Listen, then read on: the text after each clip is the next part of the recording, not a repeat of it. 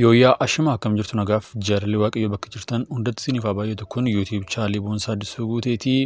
Viidiyoo keenya irraa keessatti faarfataa Qilaa Kabbadee ergaa waldaa kiristaanaatiif dabarsee qabarsanii isa isiniif dhiyeessinaa, akkasumas odeeffannoowwan garaagaraa isiniif ni dhiyeessinaa. YouTube chaanalii kanaaf haaraa yoo taatan subscribe gochuun maatii keenyatti dabalamaa. Viidiyoowwan yeroo yerootti gadhiisnus akka isiniif dhufaniif mallattoo beelii yookaan bilbila banaa gochuu hin dagatinaa. Dhaamsa waldaa kiristaanaaf namni garaa wangeelaa qabdu qoodiitii darbi.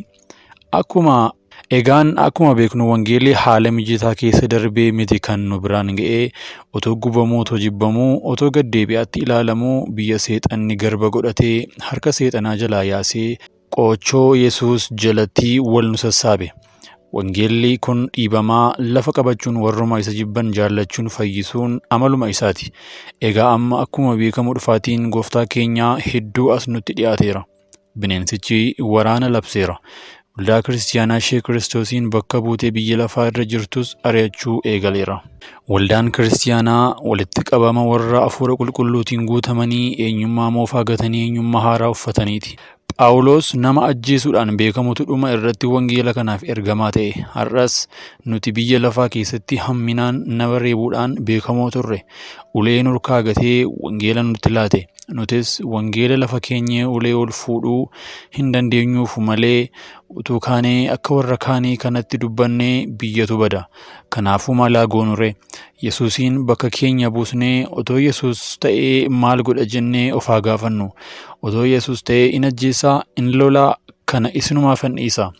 Nuti lolli keenya nama foon uffatu miti. Nuyi namoota foon uffatanii wajjin wallaansoo wal qabna miti, garuu humnoota aboo qabanii fi gooftummaa qaban warra bantii waaqaa keessa jiran biyya lafaa isa dukkana keessa jirru kana seerratan macaaforota hamminaa warra bantii waaqaa keessa jiraatanii wajjin wallaansoo wal qabna. Efesoon 6:12. Ijaa baasuun kan waaqayyooti. Ijaa baasuunii fi adabuun kan koomitii. Yeroon miilli isaanii itti mucucaatu jira. Keessa deebii 32:35. Warra nu ari'ataniif haa kadhannu, diinota keessan jaalladhaa, warra isin ari'ataniifis kadhadhaa. Maatiyos 5:44. Barri keessan kan eebbifame haa ta'u isinan jaalladha. Paasterii biyya Toogoo. Kophee dhiiraa dhiisiitii kophee ol ka'aa kan shamarranii uffadhu naan jedha. Afoorri jechuudhaan akkasitti tajaajilu eegalani. Lammii biyya tokkoo kan ta'an paasteriin kun kopheen inni kan dhiiraa natti toluu didee na dhukkubsee afoorri isa kanaan akkan tajaajilu natti himee jedhan. Ergan kophee kana godhadhee dinqii gurguddaatu na wajjin ta'aa jira jedhanii dhugaa ba'anii jiru. Amma utuma ilaalluu waan biraa keessa galamaa jira fakkaata. Egaa attamitti akka deddeebitan haleelaa ilaalladhaa kan jedhu macaafa qulqulluu Efesoon 5:15.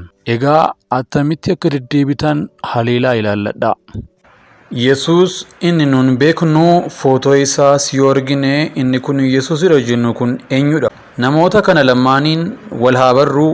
Yeroo dheeraaf fiilmii Yesuus Kiristoos kan nuti jechaa turredha. Isaanis immoo aktoroota cimoodha.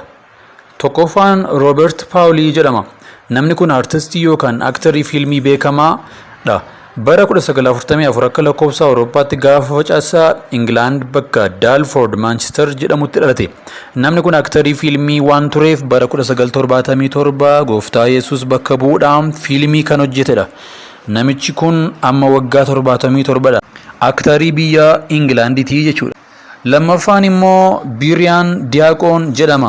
Bara 1979tti wangeela Luqaas irratti hundaa'ee fiilmii mata dureen Yesuus jedhu irratti Yesuus Kiristoosiin fakkaatee kan hojjetedha. Yeroo ammaa kana jaarsa waggaa 73 fi abbaa ijoollee 6ti. Biyya isaa Ingilaand Landan jiraata. British actor jechuudha. Egaa Yesuus inni nuti jechaa turre egaa jara kana lamaanidha. Dhugaan isaa garuu kana miti.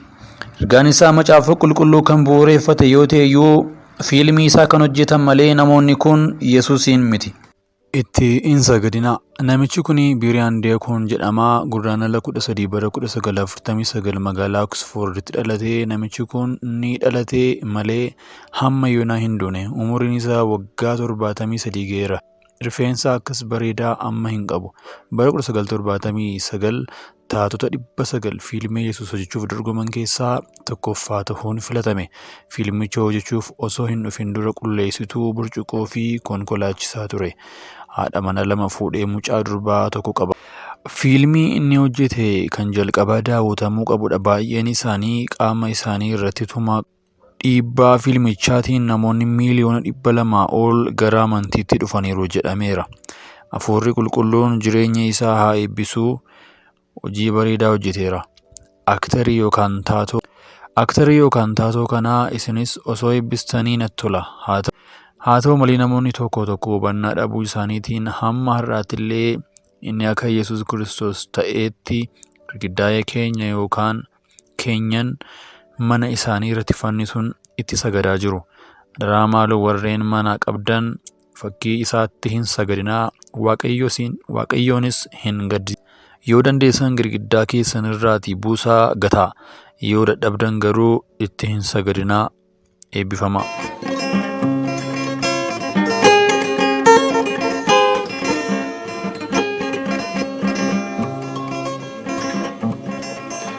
Jilbeeffadhee tilaamee guyyaa rakkootii yaaseen eeda irraa fagaadhe ogaa biyyaa addee namni hin jirretti kophaa kiyya tuffattee hin tarreana jaalaltii jechuun tana.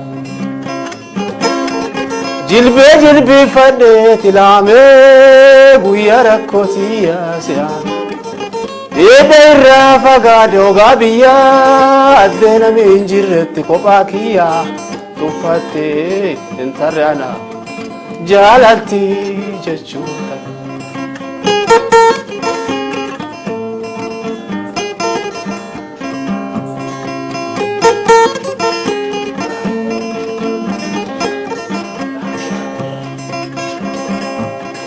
Hibboo asii achi yaate dhutte hiite tarkaanfachuu wana kutte dikkuma kaayinfanni fannoo barreeffadhee kennadhe sitti yalloo qayyootaa fi hurrii urte ergan turree buutii yaadutte.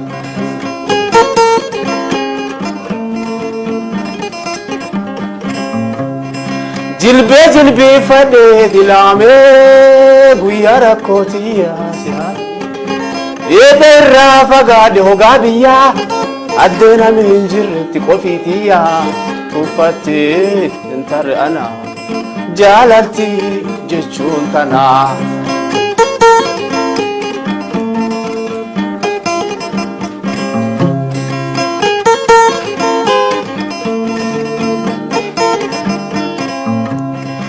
Inchatti taane gadhe middee gaaffii hedduun narraa ka'uu didde jecha dhattee natti danaa mixaa alla maqaa keetiin gaafuu xixaa jaala caaltuu itittuu mi'i obboleessi dansaan si'i.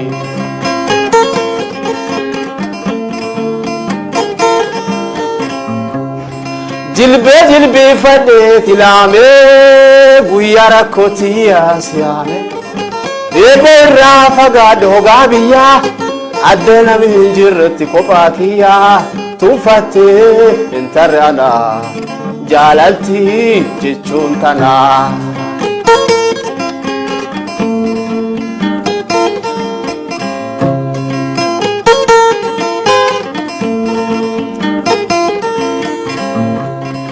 Lapheeti yaa adoo si eegadhu turtii teetii na dhaqqabde qadhu yabaa bulaa adoo dhiituu hirbaa murteeffadhee eseene gosee jilbaa guutte anaa fi okkoteen xiyyaa ee ulfaadhu godee kiyyaa.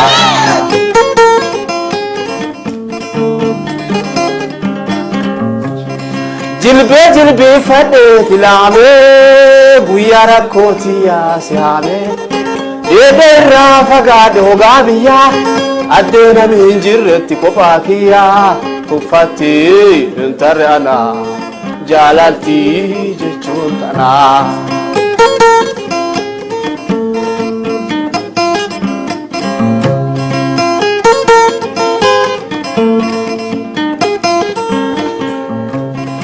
Kattattee keessa ejjataa cabbii tarkaanfachuu na dhoogite tarbi futoo bawaadha beeseenee darbu midhadhee waan midhadhe san hin dhaggu guyyaa dhabaa kaanitti iyyuu obboleessa ardaa hiyyuu.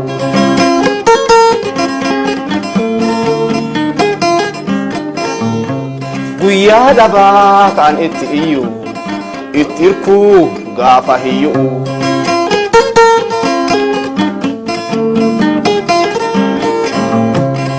Jilbee jilbiifadhee filaamee guyyaa rakkootii yaasiyaamee eebeerraa fagaadhoo gaabiyyaa addee nami hin jirretti kophaa kiyyaa tuffattee hin tarre anaa jaalaltii jechuun kanaa.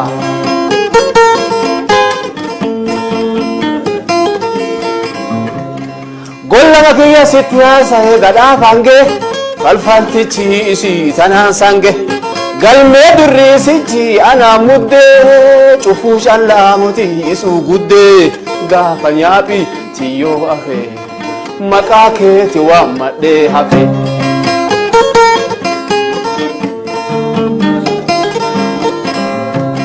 Gaafa diinni tiyyoo hafe maqaa keetti irkadhee hafe.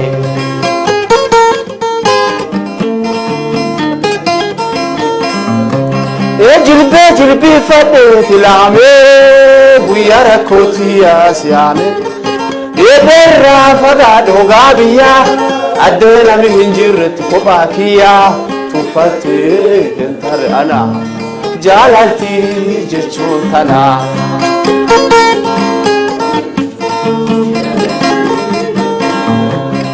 Tuffattee hin tarre anaa jaalaltii jechuun abboo tanaa.